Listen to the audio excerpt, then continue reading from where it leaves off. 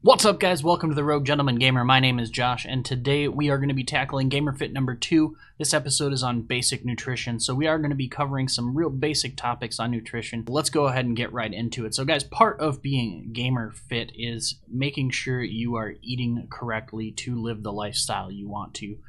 It is no mistake that people get healthy and get fit.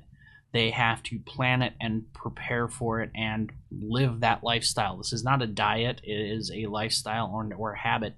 And if you want to succeed in either losing weight, gaining weight, changing your physique, whatever your goals are, you do have to make a lifestyle change if you aren't where you want to be now. Up there in the other corner there, you guys will notice we've got ourselves a little window. We're going to go ahead and make that big here for you guys. We are in our streaming layout because I felt this was best since we're going to be doing a lot of work here in the internet. And talking about some of this stuff. So before we get started, some of the important terms you need to understand are calories and macronutrients, and then everything else we're going to kind of get into as we talk about it. But firstly, calories are the basic unit of energy provided by food. You'll need to understand this number, or at least kind of monitor this number to help reduce weight, along with your macronutrients. And macronutrients basically are the chemical compounds that we consume.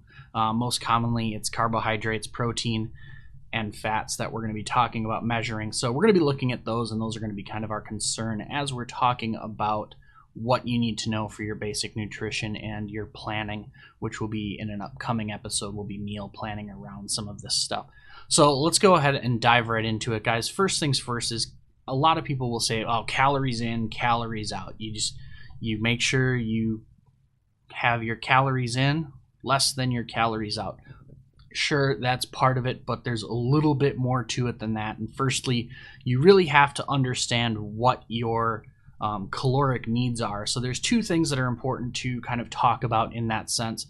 Number one is your BMR, or your basal metabolic rate. And this is just how many calories your body burns just by being your body. So there's calculators out there to do that, and we'll go into quick one of these, and just a quick Google search will throw you a few of these up, and it really doesn't matter. I do like the bodybuilding ones. They are not bad calculators, and it's an easy site to navigate to. So we'll quick plug in my information. 36 male, I'm 6'2", and currently I weigh 260 pounds or thereabouts in the neighborhood. Just by existing, they say I need 2,385 calories, and that's just really what my body at this size burns just by existing. So using that number alone, you could start and plan your meals.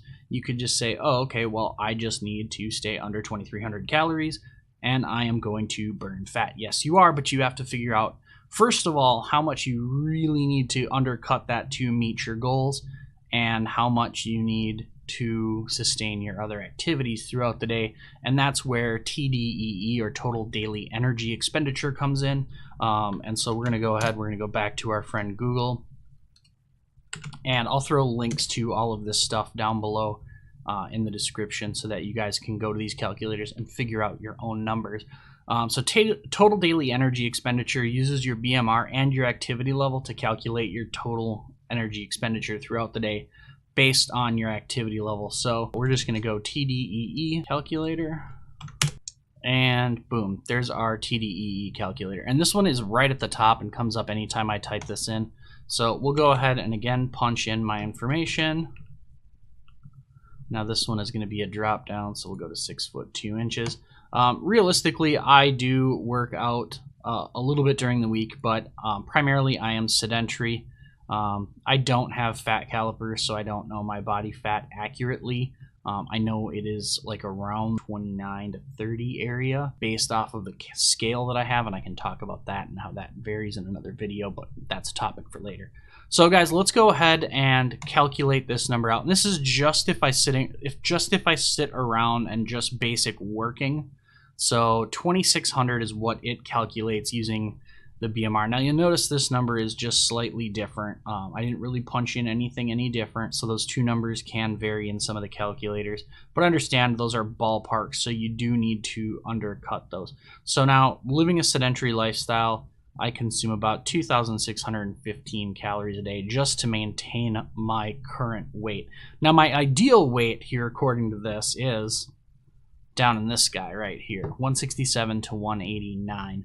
That's the ideal weight. Now I am way above that at 260. So ideally I'm going to lose about 80-ish pounds. I'm going to be up on the higher side of that anyways because I want a higher muscle mass being my goal. And we can talk about my goals again in another video. I am not really what most people would call fat. So I am not large and overweight. I've got a little bit of a beer gut or a dad bod. So that is my goal, is to get rid of that and get back to quote unquote fighting weight. So we're going to target down to this area for my goal. You can see some of the maximum muscle potential and things like that as well in the Tdee calculator. So some people want to gain from where they are, some people want to lose from where they are, and really the two things that are important there is if you want to gain weight, you need a surplus of calories at the end of the day, and if you want to lose weight, you need a deficit of calories, so you need less calories than your maintenance costs, which is that value that you can see right here. So when we look at that, we're talking about losing weight, so I'm going to need a deficit of calories. But deficit of calories itself isn't entirely going to do it for you, and this is kind of traditional dieting that people talk about, is just managing calories. I like to go by macronutrients, and again, so to kind of go back over that, that's just the chemical compounds that we consume, carbohydrates, proteins, and fats most commonly used. So we're going to take a look at calculating your macronutrients too, so that way you can stay kind of within those targets and still be healthy. And so actually the cool thing about this Tdee calculator, they kind of have some of that here. And so if you want to do moderate carb, low carb, or high carb, these will help you decide what your goal is going to be. I want a lower carb diet because it's going to be easier to lose weight because I do my work in different times of day. I don't do long stints of work where I need long running energy like carbohydrates. So I want to be cutting. We're going to be looking at a cutting diet. We're not going to be looking at a maintaining diet. That's the cool thing about tdeecalculator.net, is you'll get all of this information right there. So we are going to go with a lower carb diet, and we are going to take a look at what we need. So what we're going to need is more proteins. So we're going to be looking at 211 grams of protein in my diet every day, 94 grams of fat, which when you actually break it down isn't an incredible amount, and then 106 grams of carbs, which isn't an incredible amount compared to what some people are eating. Last but not least, you're going to want some kind of calorie tracking tools and some tools to help you track your changes as you're looking at this stuff, but that's going to be covered in our next video. This really is just the basics of nutrition. So it's important though, as you're meal planning and as you're eating, to have a food scale for sure. And then I also recommend what they do here is the MyFitnessPal app. I really like the app. I've been using it for quite a while. You can input all of what you're eating and it keeps a nice running total. And I did try out having a fitness tracker. I think it's helpful for when you're working out to watch your heart rate, but I don't feel a lot of the other stuff is incredibly valuable, at least in the terms that I've used it so far. You'll notice I actually don't wear my Fitbit much anymore. One, because I've lost it. Two, because I took it off and decided I wasn't going to use it and have misplaced it because of taking it off. But guys, that is really the basics of nutrition, is understanding what you need to eat and what you should be eating as your kind of base guidelines. So I just really covered most of what I'm going to look at there, but bulking, when you talk about bulking, it's again going back to that surplus of calories and how much you need.